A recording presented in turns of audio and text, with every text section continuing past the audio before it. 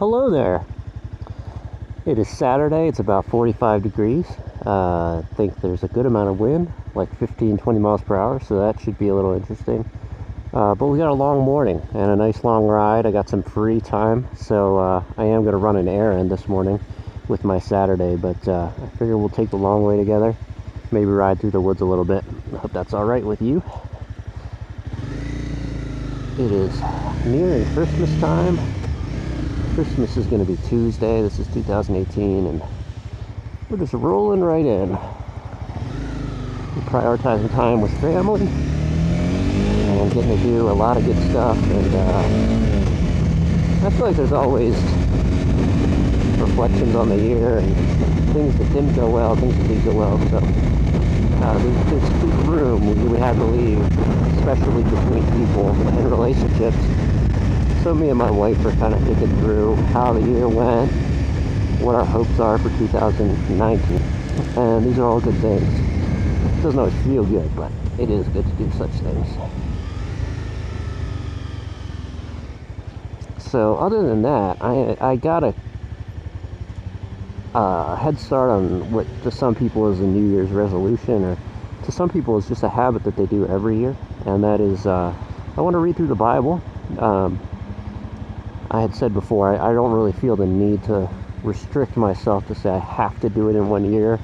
So no time limit. I actually am optimistic that I might actually beat the 1 year time frame and read it faster than that. But we'll just see. This morning I sat down and I looked at my chronological Bible plan, and it said the day one is Genesis 1 through 3. I actually read 1 through 4. I think part of the reason why I put this off for about a week is just the anticipation of what I was going to say here about those chapters, because it's preached on so much, and I feel like it's so essential what's in that passage to understand who we are, why God made us, how he made us, why the earth is here, how he interacts with man, and how we originally fell and got into sin. Like that is all in like the first 2 pages of my Bible. So I'm obviously not going to be able to do a comprehensive overview of everything in there, and that's not what I'm going to try to do. That would be a little too daunting. I just kind of want to share my experience with you as I read through it, if that's all right. So John, you're going to ride with John, and we're just going to talk a little bit about my opinions and thoughts and what I'm learning and going through in my head. So if this feels like teaching, I'm sorry. That's really not what I'm trying to do. But to whoever you are out there, if you want to ride with me, I appreciate your company. We're going to slowly get off the beaten trail here and head into the woods. Nice little left bend here. That's a good entrance speed, I think, until I fall. Oh yeah, nice speed. Butt off the seat for these bumps. Oh gosh, that was a big one.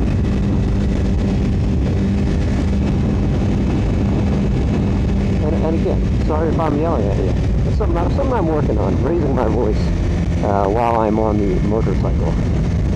I've been accused of being like deadpan and quiet and monotone, so I guess I make up for it by yelling at you guys, and I'm sorry about that.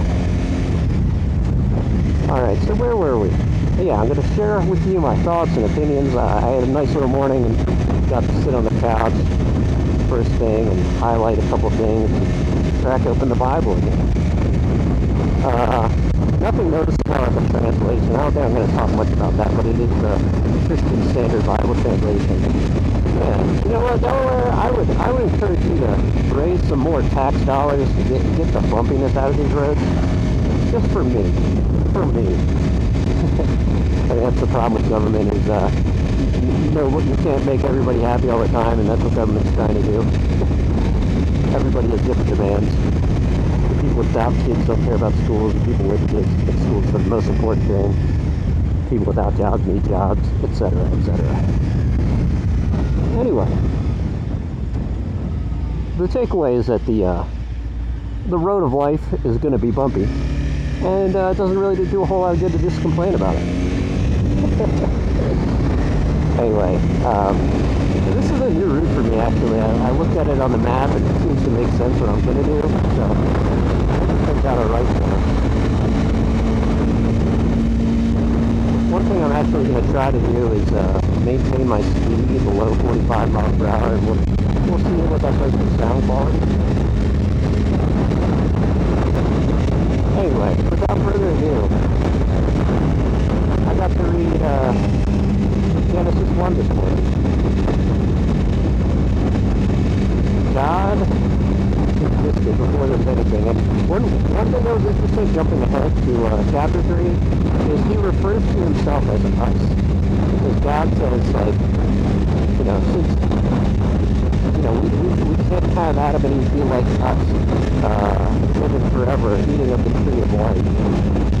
And that's a peculiar verse.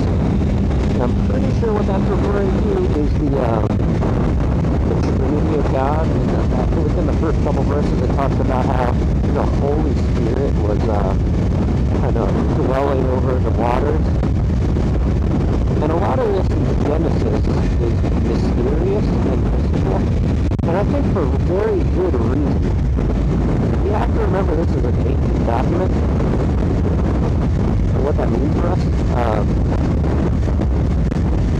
So if I were God, and I knew everything I knew today, and I was going to explain to today's people how I created the world, well, it would be very complex.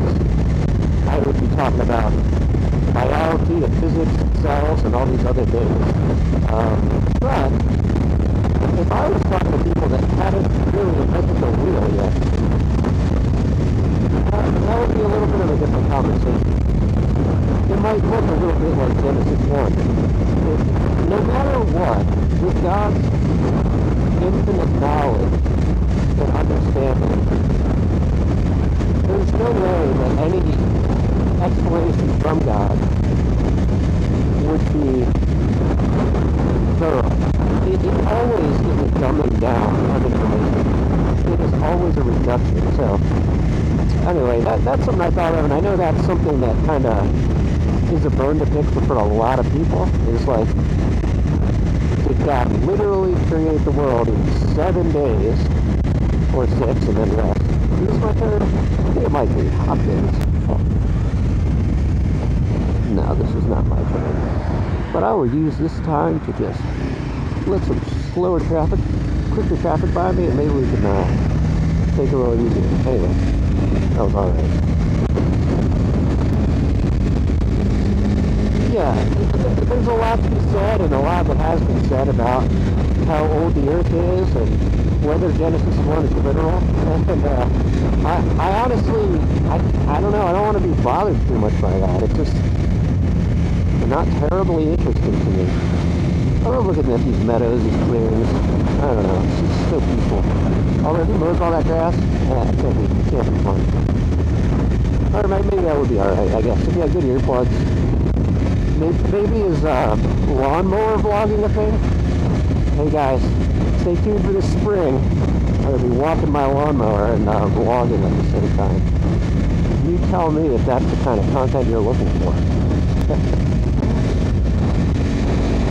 Anyway, I don't approach Christianity like the questions that keep me up at night are not questions like, how old is the Earth? Is this not my turn either? Oh no, it is. Oh, goodness. Sorry. First time on this road. Yeah, and I'm preoccupied having a full conversation with like tens of people here. Come on. Alright, this is it, I think. And if it's not, we will just take this anyway. Ooh, lost a little bit of traction there. Almost pulled a Yammie Noob there with that Porsche. Sorry, shout out to Poppy Yams. I love this channel. And as I'm looking at this road, I'm thinking this might not be the one I want to take, but we'll just follow the open road and it'll be alright. So the questions that keep me up at night are like, you know, do I prioritize work or family? Did I live the past 5 years of my life in a way that is meaningful? Am I on track to live the next 5 years of my life in a way that is in sync with why God made me and why I'm here? Am I loving my friends thoroughly enough? And if those are the questions that are concerning to you as well, I would just say, hey, don't let yourself get hung up on how old the earth is, because whether you figure that out or not, it's not going to give you answers for those questions. So I'm in pursuit of life to the fullest, and for me, reaching out to faith in Christ is what makes the most sense. And I think I did end up on the right road. I think this is where I want to be, by the way. Yellow sign says we're going to turn here, let's downshift. It looks like a good SUV. Maybe not. We'll slow it down a bit. I'm still a little gun shy on these turns. Hey, you know what, that's alright. And I see some wet leaves in the road here. So we're not gonna push it too hard. Yeah, we got no traffic behind me. Riding through the forest. Not too shabby. So anyway, that was enough about creation and the time period. Another thing I thought was cool is, like, the Bible says we're made in the image of God. So it's important to learn who God is, because that's pretty important. But one thing that adds to it is this aspect that we are made in His image. He created all these things, and He wanted us to be like Him in a way. And the more we learn about God, the more we learn a little bit about ourselves.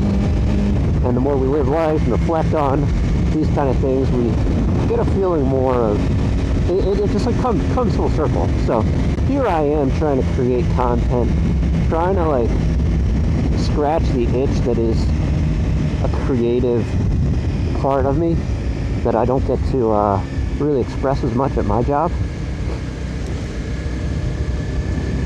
And then, so I think about, I want to create something, and then there's these pressures of like, is this even going to be decent? Is this even going to be worth watching? That sort of thing.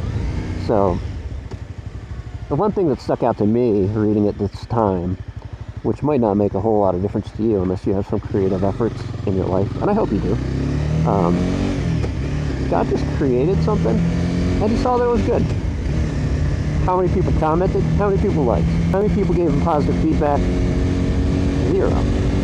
God created something and was just content and happy with it as it was. So I think that is maybe an interesting and good takeaway to have here.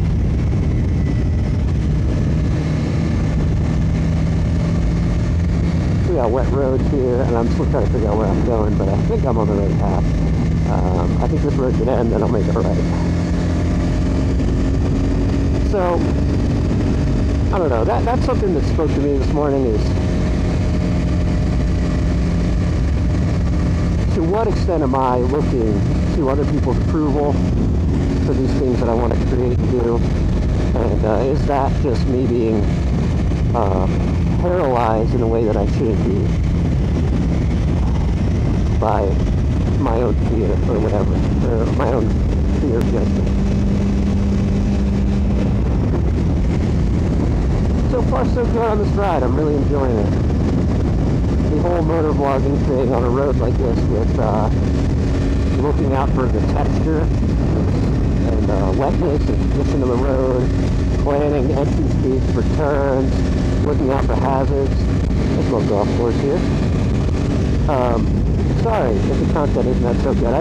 Some people will do these videos or videos like them, and they will just do the video, and they'll edit the video the way they like it, and then they'll actually like script the voiceover. That's just, it's not my style. I'm not going to do it that way. I want to talk to you as I'm going. It feels more organic and authentic.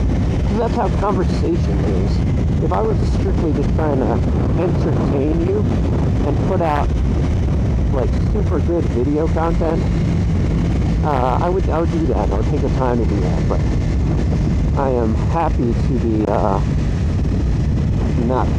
And just talking with you as I go. And this actually is a slightly different route than what I wanted to do. Maybe I missed a left. But either way, we're going to be alright. And I think we're going to be sitting at this light for a while. Which might give me a little bit of time to collect my thoughts. Anyway, let's admire those clouds and sun trying to peek through. Just try to get through this intersection where the truck is. You know, just like that, you get a nice little moment of rest, trying to enjoy nature, and you know, you gotta follow the rules. Oh man. My tires are feeling good, dry. Nobody on my tail, so let's tap into at 45 or less. Man, so where am I? We got to Genesis 1. God creates stuff, Jesus is good. He makes us. Took care to make us, and one thing that I think is important is, like, what do we know about the world before the fall? Before people originally sinned and got kicked out of the garden, and things became not exactly the way God wanted them to be. Alright, I got a car on my tail, so let's go to hyperspace. Jerry! Let's go!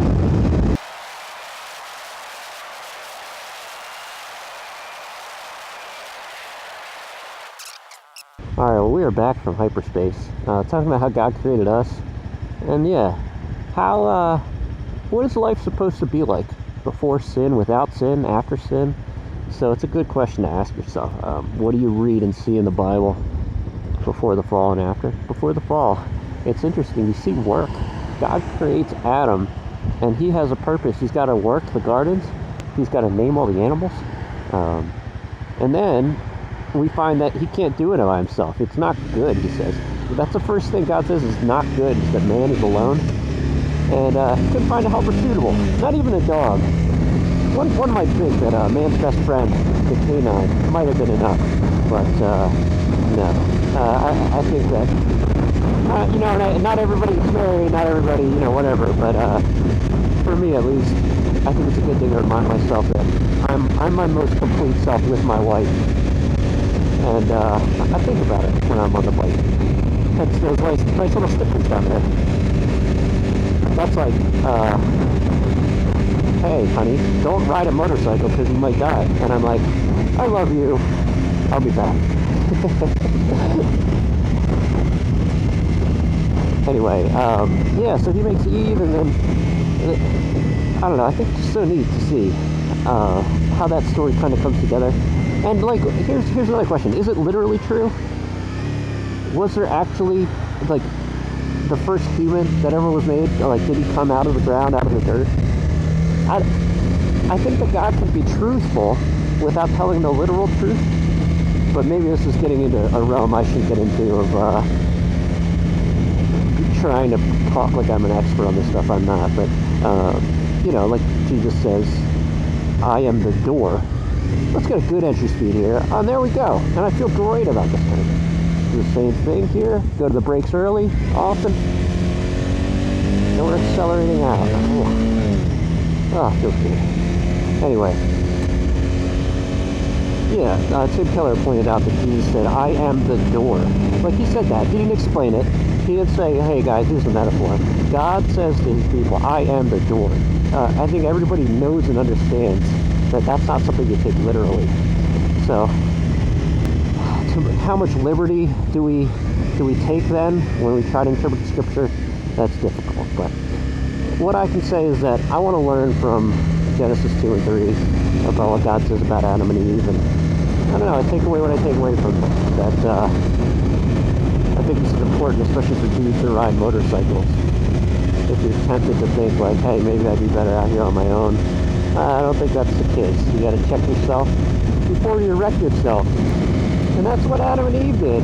Thinking they get in bad company with the wrong kind of people. This slithery serpent. And he's like, no, don't listen to God. God doesn't know what he's talking about. You could be better than God. You could be like God. Don't you feel that need to be powerful and awesome? I feel that need. But I think God's going to say, hey, you know, find your place. You're below me. Worship me. I'm going to lead you in a good path. And you're going to have life to the fullest under my authority. And that doesn't always feel right, but it's important to believe that that's right. To me. And, you know, hey, let me know in the comments if I'm out of line. Anyway, where are we going here? Oh yeah, so you know, love your wife, even if she gives you some rotten fruit to eat. You gotta get past that kind of stuff. And then God, you know, he kicks him out of the garden and says, like, you know, like this original plan I had, we're gonna change this a bit because of man's sin. It's all messed up. You might notice here I'm not hitting this as hard as I was the earlier turns, which was fun, by the way, and gave me delight.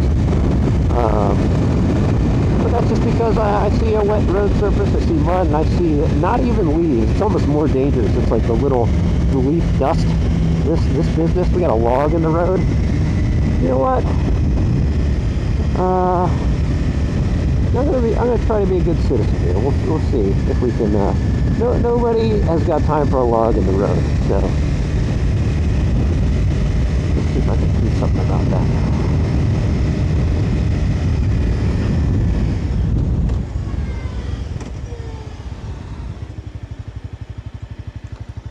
See if oh, nope, foot down. You know what? I had the clutch in. That was the problem there. Sorry, Motorcycle Safety Foundation course people. Those tight U-turns are one of the hardest maneuvers to get, but it's all good. And I got a curve here that's wet, and I don't like it, and it's cold, and I like staying upright. Oh gosh! All right. We'll try to redeem myself here. I'm in first. Oh no, it's not happening. I'm not making that turn. I don't feel like bending the bike over that much.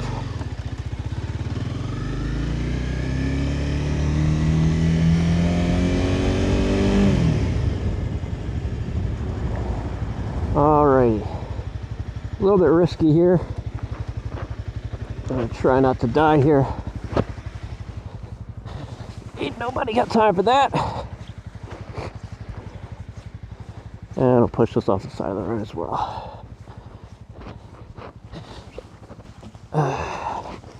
Alright. Don't die, don't die, don't die, don't die. Good theme song. Alright, so what did I do today? I failed to make 2 tight U-turns. And I crossed a double yellow line, so that's probably like a ticketable offense. But you know what? I'm a rebel. You know, Dungeons and Dragons, there's people that are like lawful or chaotic, and then good and evil.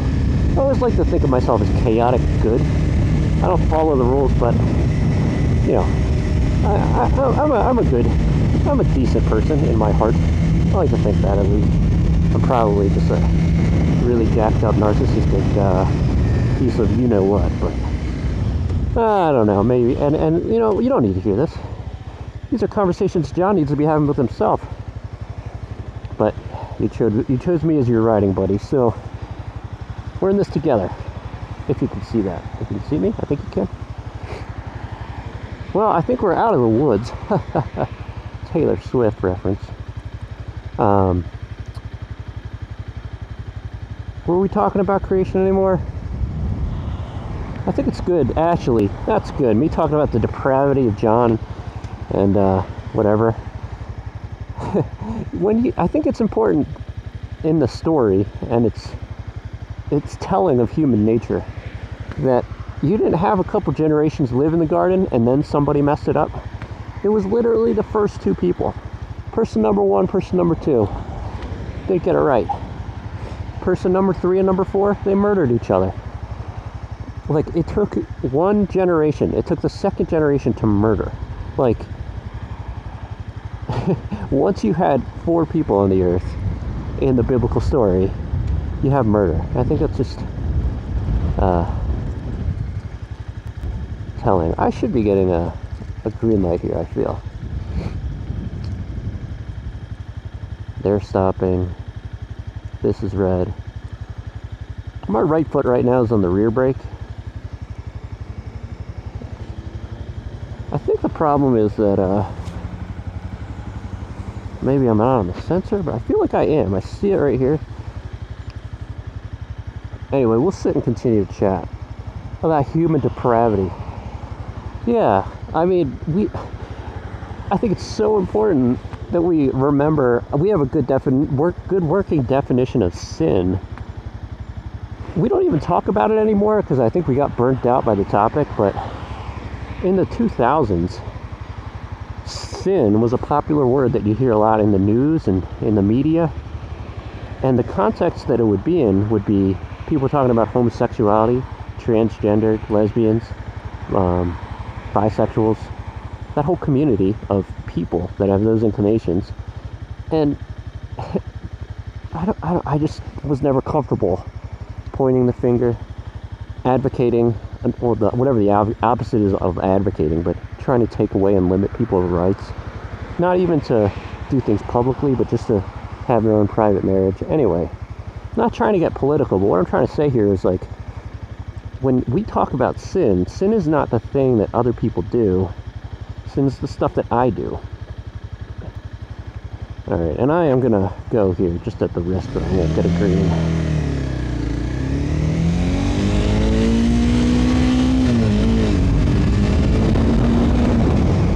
Maybe that was terrible, maybe it was not. But look at that, right there. The sin is not in those runners over there. The sin is not everywhere else. The sin's in me. And that's got to be my working definition. It's in my family. It's in my community. It makes me want to murder my brother. It makes me want to disobey God. And that is where I start with sin. That's going to keep me from pointing fingers too boldly, I think.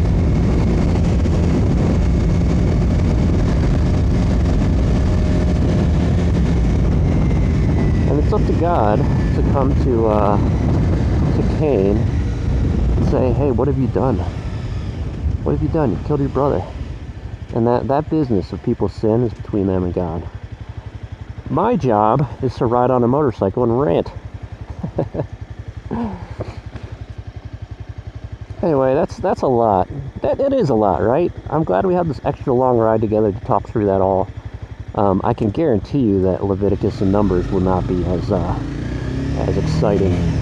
And I probably will not even talk through all of those books in great detail.